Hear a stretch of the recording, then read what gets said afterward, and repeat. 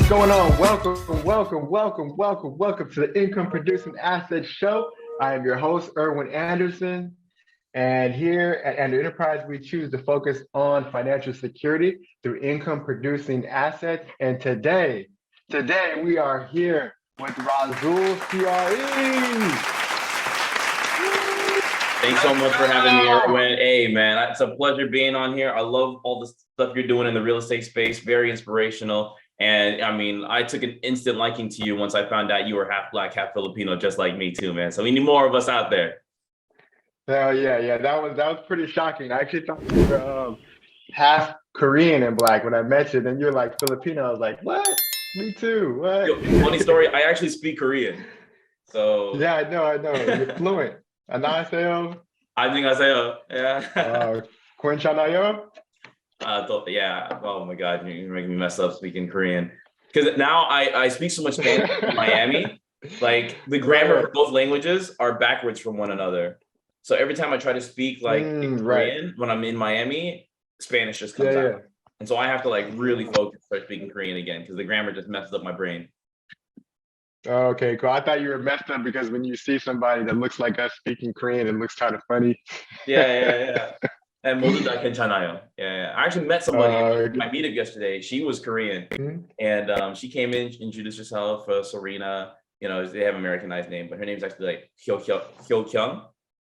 And so she was like making her rounds, and then when she came to me, I was like, "한국 사람이에요?" She's like, "What? Why is this Black guy speaking Korean?" Like, it always causes a little bit of interruption whenever they see that. Cool. Maybe not so much when you speak Spanish. No, yeah, I look pretty Dominican, but when I start speaking Spanish, like, oh no, you're not Dominican, you're something else. So I thought I'm half Black, half Filipino, speak Spanish, speak Korean. I got an Arabic name, so I'm all over the place. Oh yeah, cool. Awesome. So man, it is a pleasure and an honor having you on the show. A millionaire. I've been a fan. You got multi-family, multi-units, just killing it in the apartment complex space. Yes, sir. People need to hear your story. I know you've told it a few times, but for those who don't know you, can you tell us a little bit about you and like how you got started on your journey?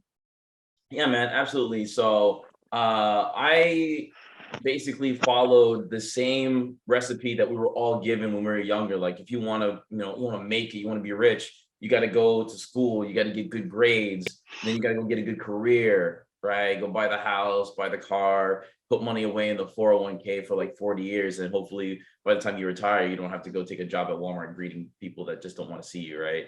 So like I was along that path. I got a degree in video game programming. But before I did that, I actually served in the military. That's how I learned Korean. I was a Korean linguist, military intelligence for about 5 years after 9/11. And I was like, no, I'm done with that. I did one enlistment. And I was like, I did my part. You guys, you handle the rest, right? And then I loved playing video games. I grew up on gaming. As early as I can remember, holding like a regular NES controller in my hand. My Super Nintendo is actually like right up here. Keep it as a good keepsake and whatnot. So girl I was dating at the time said, "You play video games so much, you should make it your job." It's like, that's a good idea. So I went to school, went in debt, like $80,000 to get a degree in learning how to play, how to make video games. And in doing so, right when I graduated was the Great Recession, like 09, 08, 09. I graduated in 10. So I couldn't even get a job at, doing what I thought I wanted to do, which I hated programming, by the way. It was so much stress and like everything has to be perfect. And I'm not like a perfectionist, I'm a results guy. Let me just make it happen. Who cares what it looks like along the way? But in programming, you can't do that.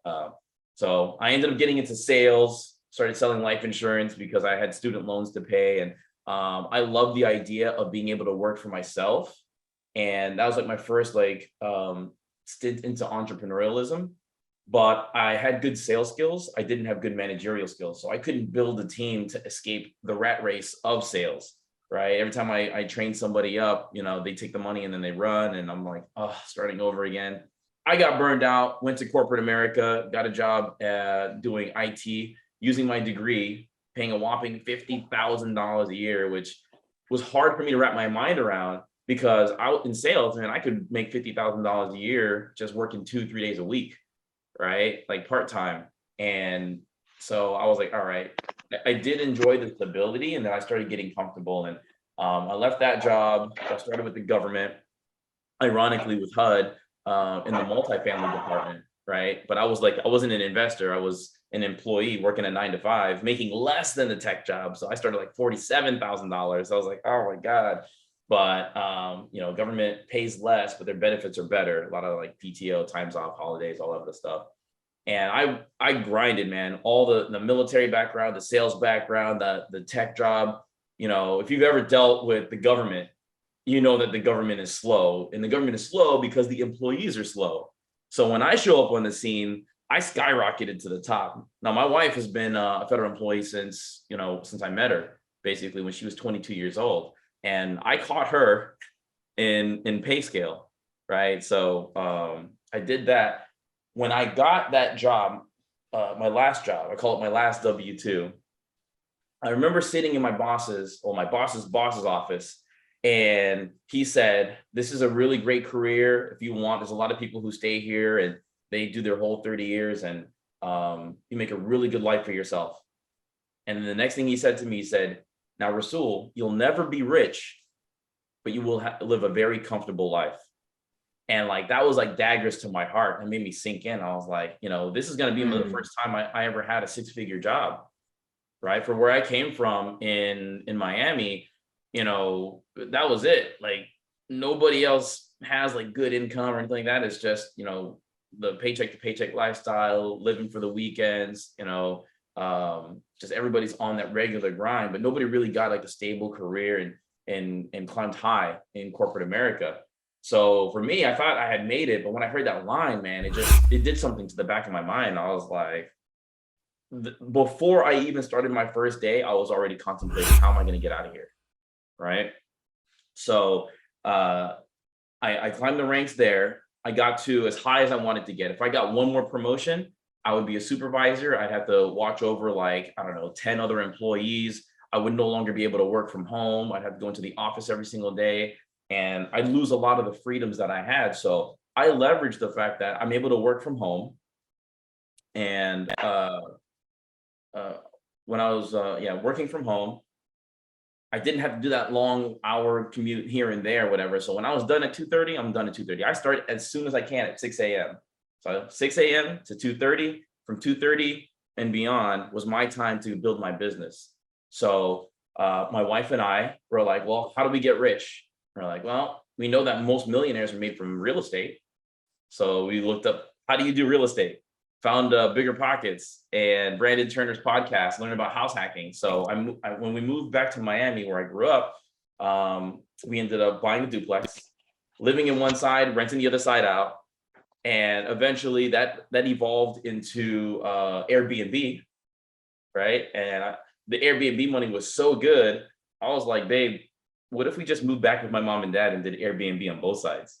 And she was like, I'm down. So me, my wife, my 3 dogs are living in the house with my mom and dad. And that one duplex is pulling in like $70,000 a year. It was absolutely insane. It was a lot of work, and I wanted to buy more, but I was self-managing, right? So that was where some of my inexperience came in. And at the time, short-term rental management was charging like 30%. I was like, 30%? I'm not doing that, right? In hindsight, I was like, you know what? It would have been worth it. If I had a good property manager, I would have paid 30%, still been profiting like $1,500, $2,000 a month, and pay them what they need to do, make sure my thing is running. I got Superhost on my own, all that stuff. But then COVID happened, right? So for reference, for anybody listening, this hasn't been a really long journey for me. I started in real estate in 2018, like late 2018. I bought that duplex, did Airbnb from 2018 to 2020, and we probably made between in that time frame a couple $100,000. It was insane. The cash flow that can happen with an Airbnb business. So it's a lot of extra work on top of our well-paid salaries and whatnot. So when COVID happened, it was like a bit of a blessing, because I had some time, all the travel stopped. There's no more bookings. And so now I wasn't spending all that time at the property anymore. And I bought an older property. It's built in 1920. Every time I fixed something, two things would break. Mind you, I had no experience in real estate beforehand. I did own my own home when I was living in Kansas. So I worked on it a little bit, but nothing major. Like maybe the biggest thing I ever did was fix my dishwasher, right? But when I bought this fixer upper, it was supposed to be turnkey, which a lot of people advertise, but it's literally lipstick on a pig, right? There's so many things wrong with it. And so things were breaking, I would fix it, and two other things would break as a result. And I'm like, oh my gosh, so I'm forever watching YouTube videos. I didn't want to spend too much money on contractors because I also wanted to learn how to do it. And so that's like a really good thing, I think, for anybody listening, especially if you're new or you're afraid of getting into real estate. Like, don't be scared of taking on all of these problems. For all the bad things that happened while I was running the Airbnb, I'm forever grateful for it. And I've had some really shitty times, like literally sewage issues, backing up into the toilet, and guests were calling me saying, hey, you need to come fix this. I'm like elbow plastic bag on my elbow, bro, like trying to like it was a nightmare. I wouldn't change it for the world, right? Not that I enjoy that kind of stuff, but the experience of going through all of these problems and still coming out on top despite all of that was it's something that no book that you read, no video that you watch, no coaching that you take, nothing is going to replace actually doing the work and seeing the problems yourself, right? And it's forced to help you to grow so that you can take on bigger challenges later on, which I learned. That's good. Yeah, so that was like the big part for me is when COVID happened, I was able to take a break, and I was like, man, I don't understand how people grow in real estate. It doesn't make any sense. And I have 2 units right now from this duplex. There's no way I could do even one more. So I ended up taking a boot camp with Rod Cleef and learned about multifamily investing. I was like, when I took that course, and it was virtual, it was all online. I was sitting here right in this room. This is back in 2020 in July. When he explained how multifamily investing works, how you do things as a team, how you're able to outsource a lot of the work, and how you're able to calculate how you can make returns with doing less work and having more units, I was like, that was it. He just unlocked a whole entire new level in my mind, right? And in the back of my mind, I was talking about like, hey, how are we gonna get out of here? That was it. I was like, hey, that's the path. Go ahead and seize the opportunity, right? And so another point I want to make is when you have this idea that's like burning in your heart or your brain or your mind or whatever, and you know that it's something you want to do, don't let anything stop you. Like, seize it. Just run through and see it through no matter what. If you don't have to know everything about anything. You just need to know what's the first thing that I need to do to go down that path. Take that first step, and then the next step will be revealed, and you just go one at a time, just like that, right? So now we're in July of 2020. Mind you, today it's October of 2022, and I've got 2,500 units right now, and another 243 under contract. Right when I was talking to you, I was underwriting this deal. It looked pretty promising. That's another 308 units, right? And these are like 50 million. The other one in Florida is a $62 million deal. Right? I'm normalizing all of these things and seeing these properties. Before, I remember when I first started with the Airbnb, I was like, do I want to spend $300,000 on this duplex in Miami? Which in hindsight sounds crazy, right? Because now they're selling for like $300,000 a door. But yeah, so being exposed to how people buy these large apartment buildings, it was completely life-changing. So I joined the mastermind. I got coaching, right, which I think is extremely important. I'm a very smart person. I work very hard. I have, like I said, military intelligence, IT, like a 4.3 in high school AP classes, all that other good stuff. So I'm a smart dude. I work extremely hard. But I knew that the fastest way for me to be able to learn how to do something was to find somebody who's already doing it and have them teach me, right? And so I had coaching. I had biweekly calls with this guy, and he would help sharpen my skills along the way. And because I worked as a senior financial analyst, I had a really good understanding of math and spreadsheets. So my superpower became underwriting deals. So I can look at apartment opportunity and give my investors a thumbs up or a thumbs down as to whether or not they should put their money there, right? And having that level of security and clarity of mind is actually, I learned, very, very valuable to investors, right? Because a lot of people don't have the time to dig in and scrutinize properties and doing all this stuff. So real quick, here's the gauntlet of exactly how it happened, how I go from 2 units to 0 when I sold it because I was all in on apartment buildings, and then I scaled up to 2,500 some odd doors. I invested into my first deal in October of 2020. It was 76 units in St. Louis. I was just a passive investor in that one, but I used that opportunity to like sit in on the manager meetings, and I learned how it all worked. And what I realized at that point was operating an apartment building is exactly the same as operating a single family. If something breaks, you got to fix it. If someone's not paying, you kick them out, do some upgrades, raise the rent, and then put some new people in there, right? And you make sure you screen them well and all that other stuff. But that's basically it. But at scale, they were just doing this on 76 units at one time in one building. And I was like, wow, I think I can do this, right? Like they opened up my mind to what's possible yet again. So I'm just getting all these mental level ups, and I'm like, okay, great. Now I understand the game. I see how it is. I made a lot of networking connections by underwriting deals for people who just did not have the patience. They didn't have the time. They didn't want to underwrite deals. So people were sending me deals. I still get sent deals all the time. This morning, somebody sent me a deal that's down the street from my house. I had no idea. And they're like, the CFO, the call for offers date is due today. You know, what do you think about this deal? I was like, well, it's a bit of a tight time frame, but nonetheless, the point is people are just sending me deals because they know that I have really good analytical skills.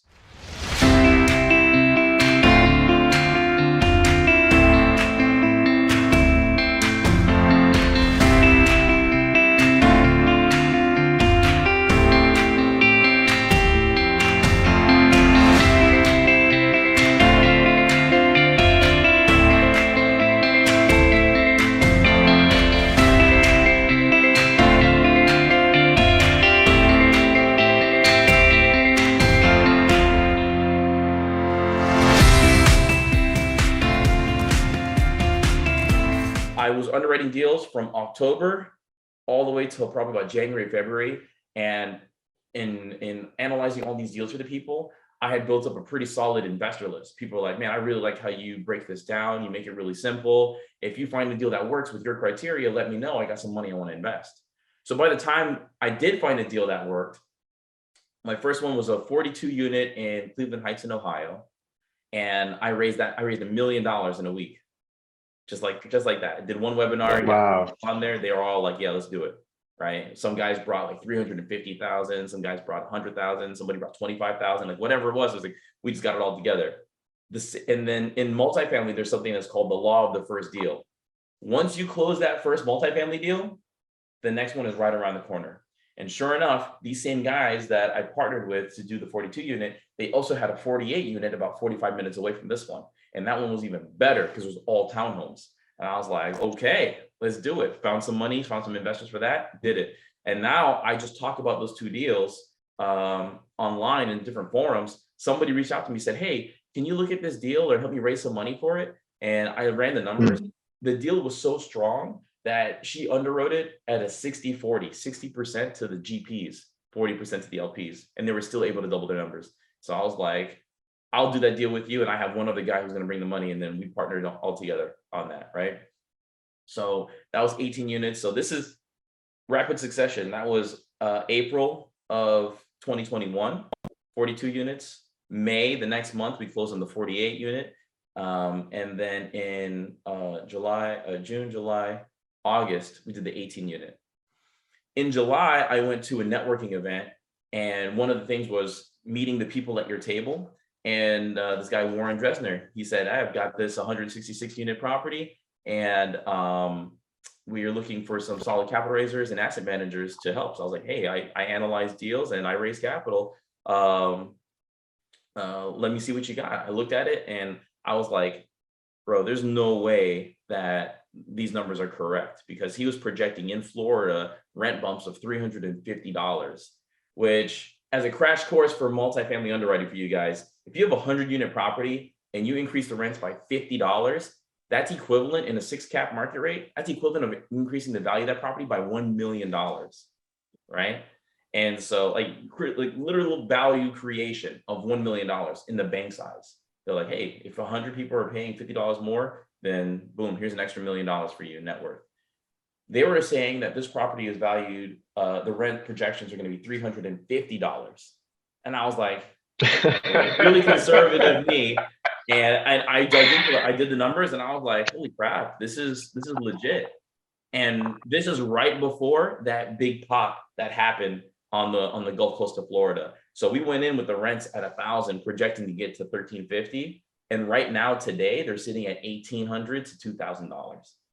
It's Wow. absolutely nuts. So the value of that property when we're done with it in like 3 to 5 years is going to go from like 30 million where we bought it, probably up to like 45, 50 million. Absolutely insane, right? And we split 70% to the investors, 30% to us, which, I mean, on a $15 million, $20 million spread, what's that going to be? 20 million, 7, so 14 million to the investors, 6 million to the GPs. I mean, Oh not a yeah. bad day, right? So that Right. was my 166 unit. The next one I did, somebody brought me a hotel. I was like, I don't understand hotels, but I'd like to learn one. So I partnered with a guy, did a 121 unit hotel, Madison, Wisconsin. And then at this time, this is right around the time I came on with an awesome group called Disrupt Equity. So I run acquisitions for them. I'm director of acquisitions. You go to disruptequity.com, look at our team, scroll down, and you'll see my smiling face on there. And so I partnered with these guys, and it was huge because they had just secured a partnership with Open Door Capital with Brandon Turner, right? Mind you, when Wow. I first started in real estate, Googling how does real estate work, I was watching podcast videos of Brandon Turner, and here I am. Now I'm partnering with him through Disrupt Equity. And so in Wow. December of last year, I closed on my first deal with Brandon Turner and Disrupt Equity, 387 units, 2006 built, A class in Houston. I was, I want to say it's a $70 million purchase, 70.2 million. All right. Absolutely insane. Sheesh. That is So, amazing. so that was Amazing. 2021. And then 2022, this Right. year, rapid fire. I did 80 units in April in Jacksonville, 104 units in San Marcos in May. In June, I did my first double, like 2 property closing in 1 month. I had 128 units in Daytona, 189 units in Austin, Texas. In July, I did 369 units in Austin again. And then July, August, we did 182 units in Atlanta. September, I closed on 10 units in Nashville, 10 luxury Airbnb units in Nashville, Tennessee. Fantastic. That one's going to be a banger of a deal. And then in October, we just closed on 241 units in Dallas, Texas, Parkland Apartments, which I personally found. I talked to the broker, fostered that relationship, and they brought me the deal, and I brought it to Disrupt, underwrote it, and the numbers worked, closed on it.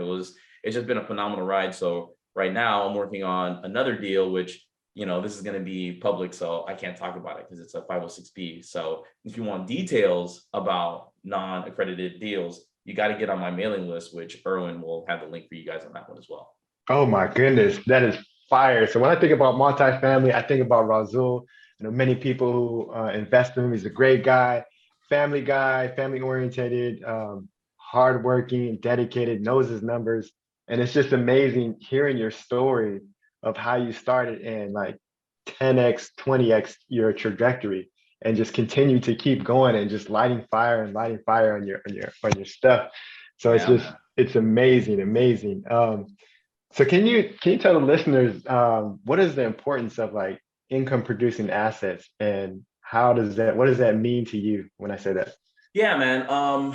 I think financial literacy is hinges on the understanding that when you receive money, like money isn't made for instant consumption, right? When you have money and you spend money, there's 2 ways you can spend it. You can spend money and make money. You can spend money and you lose money. And most of us living in, consumerism America, we get a paycheck. Oh, we got to pay our rent. Rent goes into a property that you have no ownership in, so you're not building any equity. You're building equity for the owners, which is great for me, right? You have a car note. Your car you buy at like, call it $25,000, $30,000, $40,000. The minute you drive off the lot, it's depreciated by 30%. So it's already losing value. So now you're paying a $40,000 note on a $30,000 car. You're down 10K in your net worth, and then you have 40,000 bleeding out over 5 years plus interest.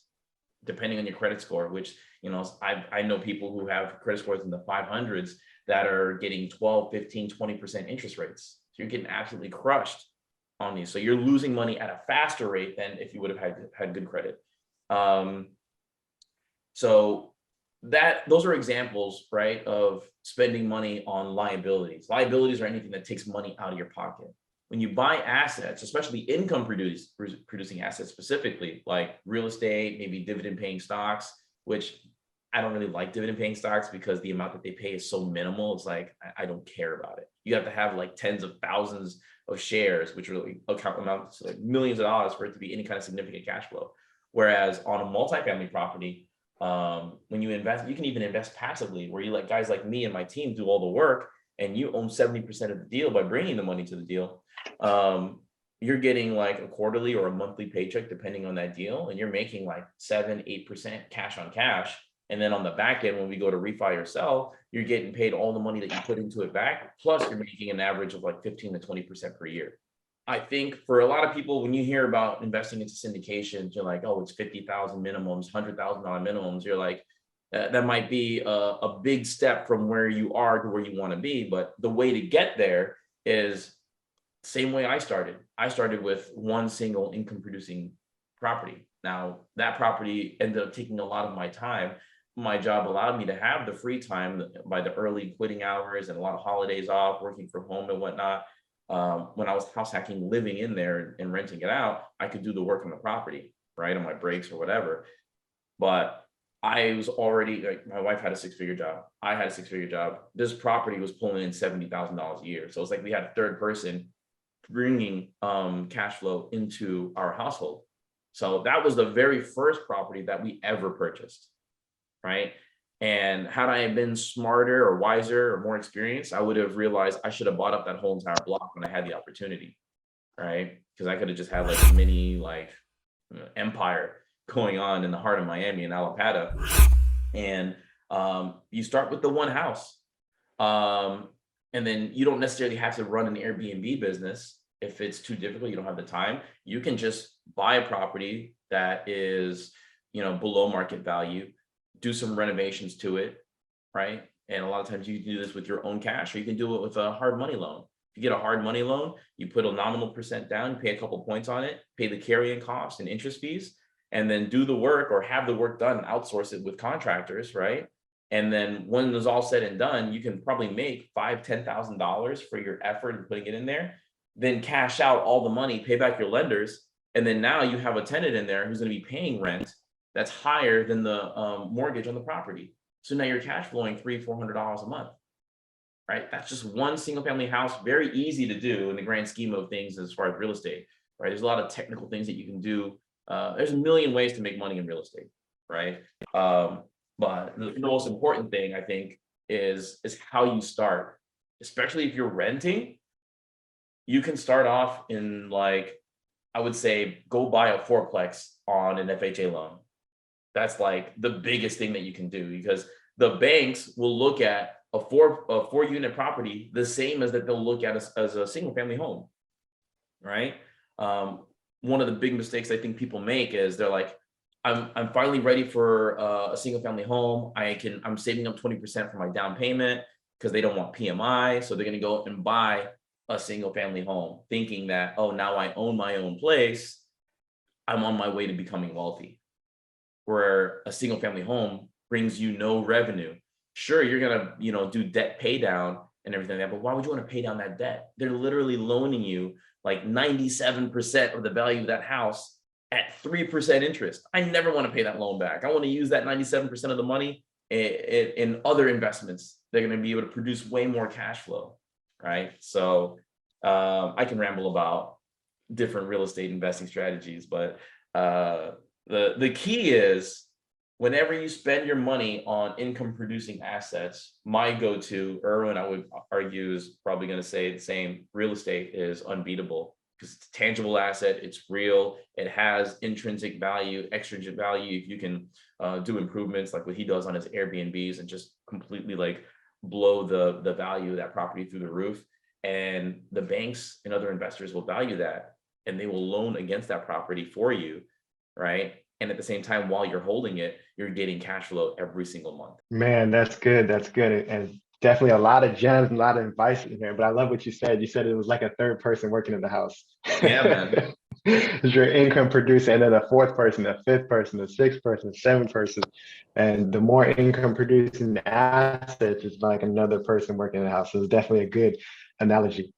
Yeah, I think I want to say that the hardest part, especially for people who look like us, right? I honestly feel like Black people are targeted with limited opportunities for, and I'm talking about in general, not specifically to anybody, but just in general from what I see, especially in the US, right? We have limited opportunities and exposure to people who have true wealth and financial literacy.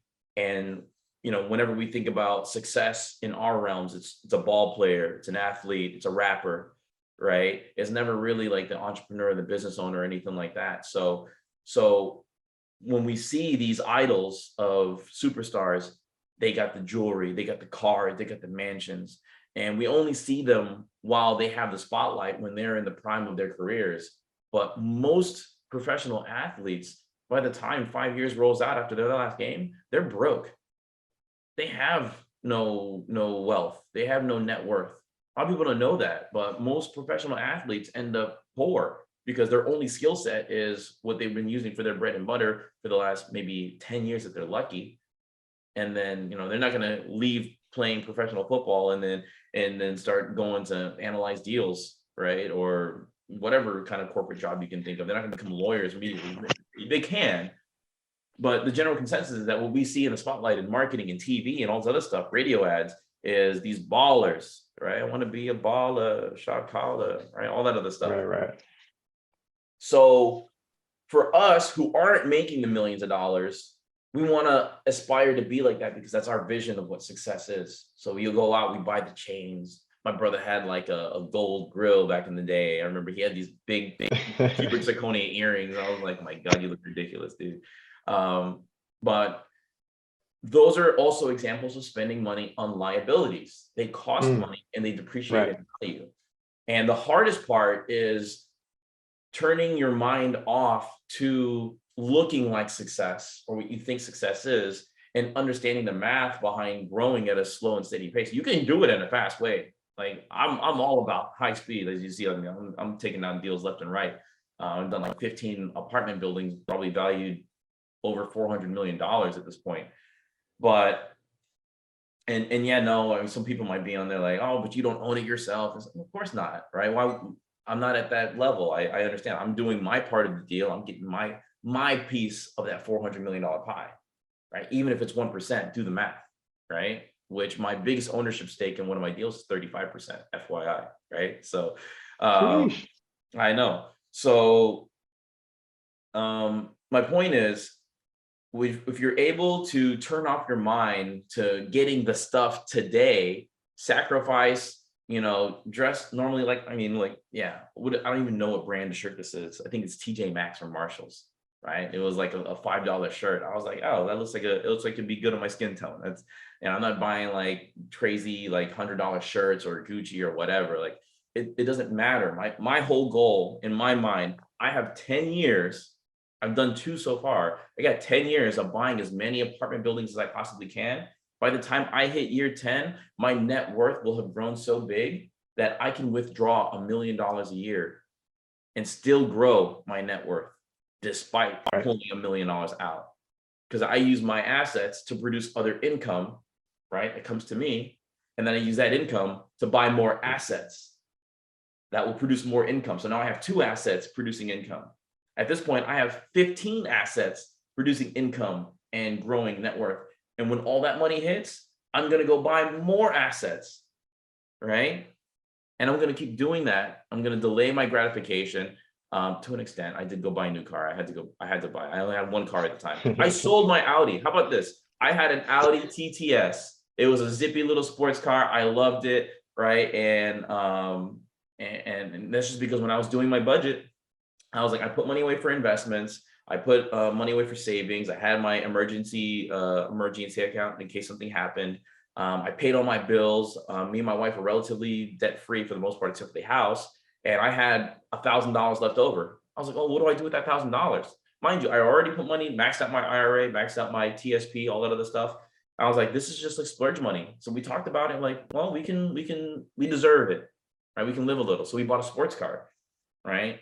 And this is like a $60,000, $70,000 sports car, whatever. And it was fun while we had it. But then during the pandemic, that car was just sitting in the driveway, and I'm sitting here working on the real estate business. I'm like, and it's costing me $800 a month plus insurance and gas whenever I use it. I'm like, do I really need this car? I ended up selling it, right? So I sold that car. We were down to one car, but then now between now and then we've had two kids. So, and then she works, and then I was getting back to work and touring properties, doing all this other stuff. So one car wasn't cutting anymore. That's why I ended up buying a brand new car. So I did get not actually it was brand new too. It was a Tesla. I don't want to buy a used one. So I bought a Tesla I don't know, I like it. Stupid, scary fast. But other than that, I would say I'm focused on building my net worth and spending my money on other assets.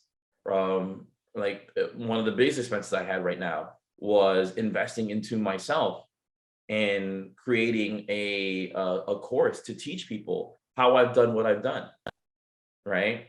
I put a lot of money into that because I wanted to look a certain way. I wanted to be able to affect people in a very straightforward way. Say, hey, look, you can buy apartment buildings with none of your own money. You don't need good credit. It helps, but it's not necessary. And you don't need any experience, because the experience is somebody you partner with. That's the name of the game in multifamily. And so by me bringing my experience to new investors, I'm able to teach them what I know, how to analyze deals. And then in my vision is I want to create an army of buyers, because right now with the rising interest rates, the market is shifting from a seller's market to a buyer's market. And there's going to be so many deals available. I need more people trained to understand what I understand about this business. And I need to be able to have maybe 10 or 20 other buyers out there with me, because I've got the backing of huge private equity firms that have tens of millions of dollars, actually literally hundreds of millions of dollars at this point, to buy property. And they're going to be looking for a solid place to put that capital. I just don't have the bandwidth to do it all by myself.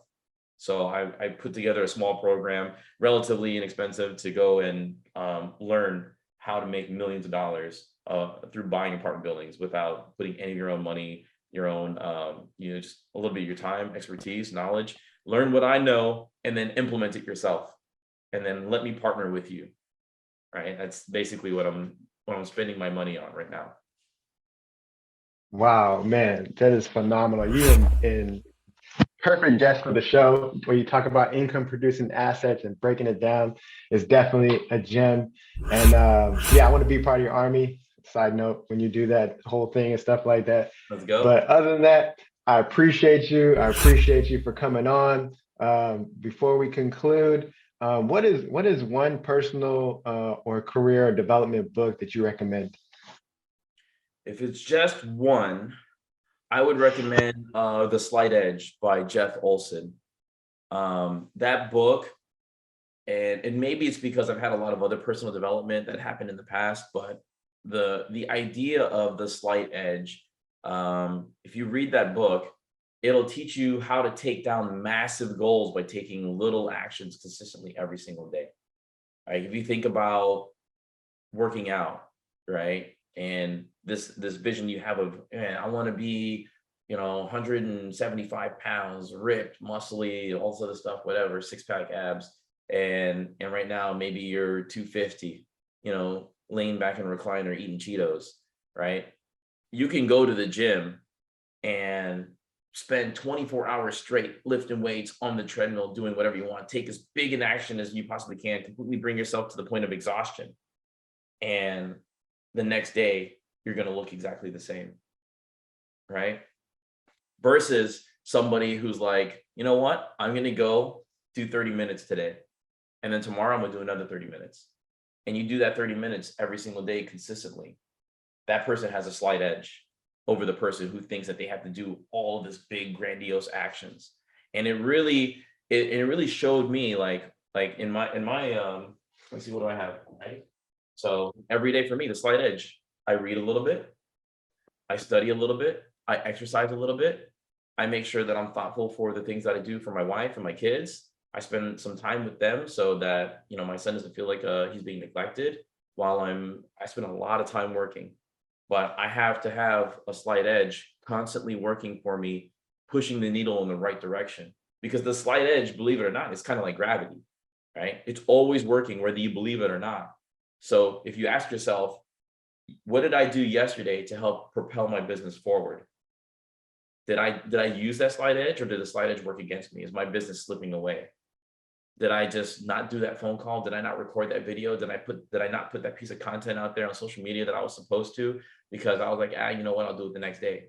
That slight edge is ticking. It's working for you, Mm. working against you. And reading that book, I think, will really, open people's minds to understanding how they can start taking down really large goals. And it doesn't have to be an overwhelming experience where they just do everything all at once. They just focus on a little thing every single day for a long period of time. Consistency is key. Man, that is amazing. Thank you. Thank you, Razul, man. For you guys out there, man, he just dropped the mic. Make sure you go follow him at Rasoolcre.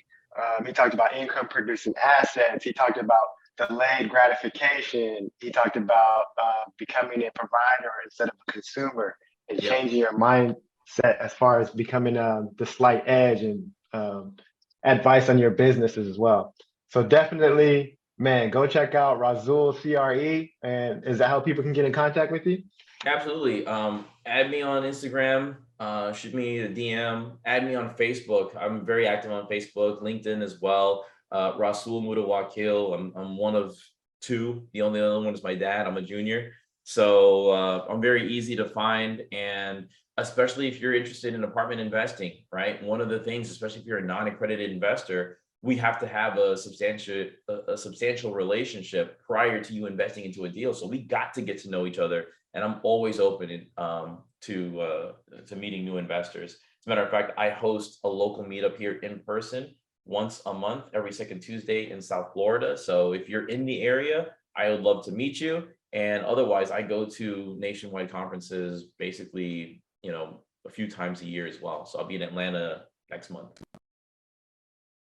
Awesome, awesome. Thank you. Thank you, Razul. Appreciate you. You have a blessed day, and let's get it.